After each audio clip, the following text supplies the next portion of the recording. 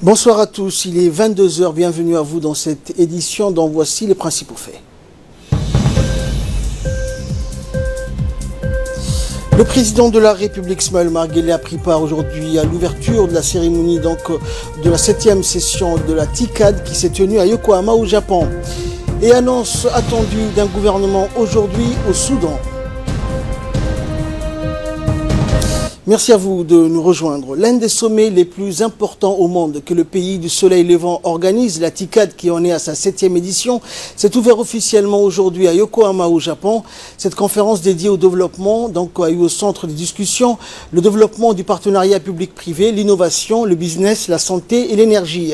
Le thème pour cette année a porté donc sur les voies et moyens de faire avancer le développement en Afrique par les personnes, les technologies et l'innovation. Un objectif qui passe plus que jamais, selon le gouvernement japonais, par le renforcement de l'assistance technique et moins par l'aide publique au développement. Depuis cette dernière décennie, le continent a connu le plus fort taux de croissance économique, plus que les autres continents au monde. Ce sommet a été donc axé sur les affaires que les précédentes TICAD ont tenues. Les entreprises du secteur privé japonais ont demandé au gouvernement japonais de les laisser prendre la place de conducteurs. C'est dans ce cadre qu'une délégation du monde des affaires, outre les officiels, sont venus pour prendre part à cette 7e conférence de la TICAD composée d'entrepreneurs djiboutiens, du président de la Chambre de commerce et du directeur de l'Agence nationale pour la promotion des investissements. Après l'ouverture du sommet avec les discours officiels, place à l'ouverture de la séance plénière, place au discours également des officiels axés sur le développement et l'innovation. L'Afrique ne peut se développer sans passer par l'industrialisation et le renforcement de son capital humain, a souligné le Premier ministre japonais Shinzo Abe. Rappelons que ce sommet de la TICAD constitue la figure de proue depuis son lancement en 1993. Le Japon, par cette manifestation, entend déployer son modèle de coopération. L'aide publique mise à part, le gouvernement nippon soutient l'implantation de ces entreprises avec un modèle qui se veut respectueux des valeurs traditionnelles locales et de l'environnement. Notons au passage que depuis 2013 et la TICAD 5 également à Yokohama, les relations nippo-africaines ont connu un tournant. Le Japon a consacré 550 millions de dollars pour la paix et la stabilité en Afrique et les échanges commerciaux entre le Japon et l'Afrique s'élevaient en 2015 à 24 milliards de dollars. Et dans une allocution prononcée à cette occasion, le président de la République, Ismaël Omar Guelleh, a remercié le Premier ministre japonais Shinzo Abe pour cette initiative. Il a souligné que la promotion des activités économiques, l'amélioration du climat des affaires et l'investissement sont une affaire de tous. Cela, a-t-il dit, permettra une prospérité pour l'ensemble des pays concernés. On écoute le chef de l'État. Je voudrais tout d'abord féliciter et remercier le gouvernement japonais pour avoir instauré depuis plus de 2 décennies maintenant cette rencontre entre le Japon et l'Afrique pour promouvoir non seulement la coopération entre le pays du soleil levant et notre continent, mais aussi un dialogue politique de haut niveau entre les dirigeants africains et leurs partenaires. Le succès et la pertinence du TICAD ne sont plus à démontrer. Je voudrais également rendre un hommage mérité à la Commission de l'Union africaine, au programme des Nations Unies pour le développement et à la Banque mondiale pour avoir contribué au fil des éditions à faire de cette conférence ce qu'elle est aujourd'hui, à savoir une des plus belles plateformes mondiales spécialisées sur la réflexion et les échanges relatifs au développement de l'Afrique. Permettez-moi également d'exprimer mes plus sincères remerciements au gouvernement et au peuple japonais pour la chaleur de leur accueil et pour l'hospitalité remarquable dont ma délégation et moi-même sommes l'objet depuis notre arrivée dans ce beau pays. Excellences, Mesdames et Messieurs, le thème de cette édition, promouvoir le développement de l'Afrique à travers le capital humain, la technologie et l'innovation, ne saurait être plus approprié et plus pertinent pour une Afrique résolument tournée vers le XXIe siècle. En effet, les 15 dernières années ont été marquées par une vaste révolution technologique en Afrique, avec des entreprises prêtes à innover et une population enthousiasmée par cette innovation. Durant cette période, l'Afrique, forte de son capital humain jeune et de l'expansion des technologies mobiles sur le continent, a su faire émerger un large secteur innovant au sein de ses économies, jusqu'à devenir leader mondial sur des secteurs tels que le mobile money. Les innovations les plus prometteuses répondent à des problèmes structurels tels que les faibles taux de bancarisation rurale, la sécurité alimentaire et l'accès au marché, ou encore les questions de santé publique. Néanmoins, les politiques publiques, notamment dans le cadre du climat des affaires, ont du mal à rattraper les retards accumulés et ne s'adaptent pas assez vite à l'évolution technologique. Dans cette optique, certaines réformes doivent absolument accompagner le capital humain et fournir à nos jeunes entrepreneurs et universitaires un environnement qui encourage l'innovation et la recherche. En premier lieu, la création, mais aussi la mise en faillite des entreprises doivent être facilitées et rendues moins coûteuses. Voilà, donc c'était l'intervention du président de la République, Ismaël Omar Guelleh, une intervention donc qui a été prononcée lors de l'ouverture de la séance plénière qui a succédé donc à l'ouverture du sommet de la TICAD 7 qui se tient donc actuellement à Yokohama au Japon. En marge de ce sommet de la TICAD, le président de la République, Ismaël Omar Guelleh, a reçu aujourd'hui le président de la JICA, Kitaoka Shinichi, à la tête d'une importante délégation. Durant cette rencontre de haut niveau, les discussions entre les deux responsables ont porté sur les bonnes relations que maintiennent la République de Djibouti et la coopération japonaise, ainsi que les voies et moyens de les renforcer davantage. Et parmi les sujets abordés figurent notamment la géothermie, le projet Zéro Bidonville, la santé, ainsi que bien d'autres domaines. En pris part à cette rencontre, outre le chef de la diplomatie djiboutienne Mahmoud Ali Youssouf, le ministre de l'économie et des finances Ilyas Moussa Dawalé, la directrice générale de la CNSS, Mme Deka, et du directeur général de l'Office djiboutien de développement de l'énergie géothermique, Kayad Moussa Ahmed. Et justement, donc, ce dernier, le directeur général de l'ODEG, une fois la réunion terminée, s'est adressé donc à notre équipe sur place.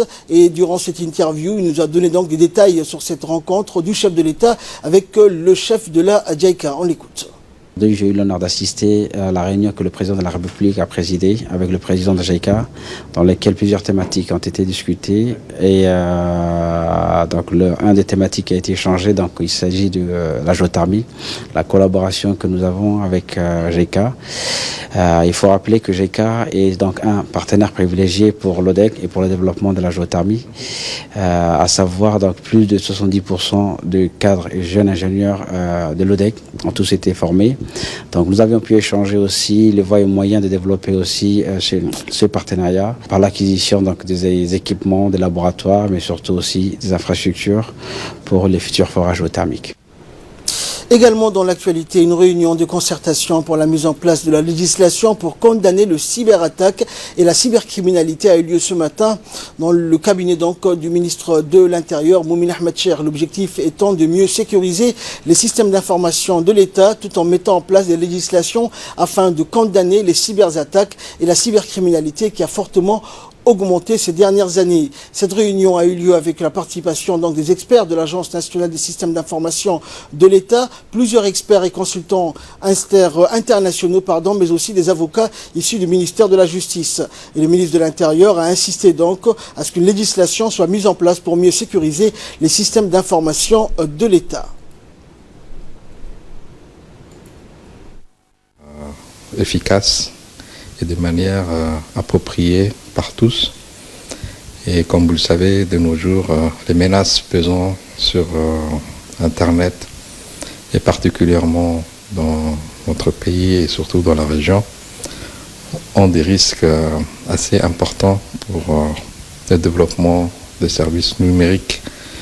Et selon la vision du président de mettre Djibouti comme un hub régional du numérique, et bien pour cela, c'est très important de se doter des outils et des moyens pour garantir cette confiance dans le secteur, ainsi développer aussi l'économie autour du numérique et du digital. Sous l'égide du ministère de l'Urbanisme, de l'Environnement et du Tourisme, un atelier de formation sur la préparation des projets bancables du Fonds vert pour le climat s'est ouvert hier à l'hôtel Acacia. Le lancement de cette formation a été présidé par le secrétaire général du ministère, Dine Abdallah Omar. En matière de production énergétique, Djibouti a produit jusqu'en 2011 l'essentiel de ses besoins énergétiques grâce à l'utilisation de centrales thermiques fonctionnant au fioul lourd. À partir de 2011, Djibouti importe donc l'énergie électrique d'origine hydroélectrique de l'Éthiopie, ce qui a permis au pays de réduire d'1 million de tonnes de CO2, ses émissions de gaz à effet de serre. L'atelier va se poursuivre donc, l'atelier s'est clôturé aujourd'hui et a vu la participation de plusieurs personnalités du ministère de l'Environnement. De la mer. Par ailleurs, le changement climatique est toujours partagé en deux parties. Ça, c'est la partie adaptation au changement climatique. Mais la véritable cause du changement climatique, c'est ce qu'on appelle l'émission de gaz à effet de serre. Et ces gaz à effet de serre viennent souvent de l'énergie fossile, du pétrole, du charbon, etc. Et un des moyens de lutter contre le changement climatique, c'est de réduire ces émissions de gaz à effet de serre. Et pour réduire ces émissions de gaz à effet de serre, il faut remplacer les énergies classiques, traditionnelles, sur le pétrole ou sur le charbon, par des énergies renouvelables. Toujours en nouvelles du pays, le comité du quartier moustiquaire de Balbala, en collaboration avec le Réseau national pour le développement social, le conseil des quartiers ainsi que des partenaires, a organisé une cérémonie pour la mise en place d'une caisse de solidarité dans ce quartier populaire. Cette cérémonie a été organisée par le conseil du quartier moustiquaire et du réseau RNDS dans le cadre du programme de développement et de cohésion sociale initié par le RNDS et parrainé par le ministère des Affaires sociales et de Solidarité. La population du quartier, les membres du réseau et des personnalités ont démarrer donc les cotisations à la caisse de solidarité de Moustiquaire lors de cette cérémonie. Le fonds de la caisse va servir à couvrir les besoins urgents dans ce quartier populaire où toutes les communautés vivent en parfaite harmonie. Le concept de solidarité populaire a été encouragé par les dirigeants du pays, mais la solidarité doit commencer par la base, d'où la mise en place de cette caisse à l'instar des autres quartiers de la capitale et des régions de l'intérieur. Dans le cadre de la lutte contre la contrebande sous toutes ses formes, une opération conjointe a été menée hier dans la région de l'Unité avec la saisie de l'importante quantité de cannes de contrebande dans le secteur. Cette saisie a été possible grâce à la collaboration de la brigade de gendarmerie de Dikil, des agents de la brigade mobile de la douane de cette région. Et suite à des renseignements recoupés, un véhicule a été intercepté sur une piste chamelière dans le secteur Bandera alors qu'il se dirigeait vers la ville de Dikil où le canne donc devait être transporté à Dodome. Ce lot de cannes composé de 28 sacs de colis de 100 paquets chacun, soit au total 2800 paquets de cannes et une valeur marchande estimée à 1 400 000 de nos francs. Et comme le veut la procédure, l'intégralité de la marchandise de contrebande a été détruite par le feu en présence des agents de la douane et de la gendarmerie. Le préfet de la région d'Arta, Abdullah Darar Oki, a tenu une réunion avec le régiment des forces armées djiboutiennes basées à Arta, les autorités religieuses et coutumières de la région, les responsables des établissements scolaires, les professeurs ainsi que les parents d'élèves. L'objectif étant de planifier ensemble la campagne de nettoyage des écoles publiques de la région en vue de la prochaine rentrée scolaire. L'objectif de cette campagne est d'offrir un environnement sain et agréable aux jeunes écoliers aux prémices de la nouvelle rentrée scolaire qui s'annonce imminente. Force est de constater que ces jeunes écoliers encore sereins constituent l'avenir du pays. Ces opérations de nettoyage des écoles publiques de la région d'Arta s'inscrivent dans le cadre des actions civilo-militaires en faveur de la population et soulignent l'engagement civique, moral et patriotique des forces armées djiboutiennes. Et enfin, pour clore l'actualité nationale, la famille Mohamed Dileita et la famille Nasser Ali Ousmane remercient chaleureusement tous ceux et celles, aussi bien de Djibouti, de la diaspora que de nombreux amis de par le monde qui leur ont manifesté leur soutien lors du décès de la regrettée Loula Mohamed Dileita. Les deux familles tiennent en outre à remercier particulièrement le président de la République, Ismaël Omar Guelleh, et la première dame, Khadr Mahmoud Haïd, qui leur ont témoigné en ces douloureuses circonstances un témoignage de sympathie particulièrement touchant. Et de là, nous passons à ce qui fait la une de l'actualité internationale. Le Soudan se préparait aujourd'hui à l'annonce de la composition du nouveau gouvernement appelé à redresser une économie exsangue et à mettre fin au conflit interne après des mois d'une contestation inédite qui a fait tomber le président Omar al-Bashir. Investi le 21 août, le Premier ministre Abdallah Hamdok devait nommer ce mercredi donc les membres de son cabinet parmi les noms proposés par les forces pour la liberté et le changement, fer de lance du mouvement de contestation. Selon un calendrier convenu entre les deux partis, la composition du gouvernement devait être annoncée donc aujourd'hui. Le gouvernement doit être composé au minimum de 20 membres choisis par Abdallah Hamdok, à l'exception des ministres de l'Intérieur et de la Défense qui seront nommés par les militaires siégeant au Conseil souverain. La première réunion gouvernement-conseil est prévue pour le 1er septembre prochain. Et en République démocratique du Congo, l'opposant Martin Fayulu, qui revendique toujours la victoire à la présidentielle de décembre dernier, a dénoncé hier la mainmise de l'ex-président congolais Joseph Kabila sur le nouveau gouvernement dévoilé dans la nuit de dimanche à lundi. Dans ce gouvernement, la majorité des 66 ministères reviennent à des partisans de l'ex-président. Martin Fayulu conteste sa défaite à la présidentielle du 30 décembre dernier et revendique la victoire avec 61% des suffrages. Et enfin, le Brésil s'est finalement dit ouvert hier à une aide financière d'organisations étrangères et même de pays pour lutter contre les incendies en Amazonie à condition de contrôler les fonds après avoir rejeté la veille une offre du G7. Ce revirement intervient alors que les incendies ont provoqué une indignation internationale et menacent un accord de libre-échange Union européenne-Mercosur négocié depuis 20 ans. Jair Bolsonaro avait donc hier matin conditionné l'arrivée de l'aide du G7 au retrait des insultes par son homologue français, Emmanuel Macron, prenant le parti de l'escalade dans la violente polémique opposant le Brésil et la France. Pour cet ex-capitaine de l'armée, climato-sceptique assumé, la souveraineté du Brésil sur ses 60% d'Amazonie, qu'il appelle notre Amazonie, n'est pas négociable. Les gouverneurs ont soutenu hier le président sur la question de la souveraineté, tout en réclamant une aide internationale pour l'Amazonie. Au dernier jour du sommet du G7 de Biarritz, Emmanuel Macron s'était interrogé sur l'opportunité de conférer un statut international à la forêt amazonienne au cas où les dirigeants de la région prennent des décisions nuisibles pour la planète. C'est tout pour cette édition. Merci de votre très aimable attention. Nous vous souhaitons à toutes et à tous de passer une agréable soirée avec la suite de nos programmes télévisés.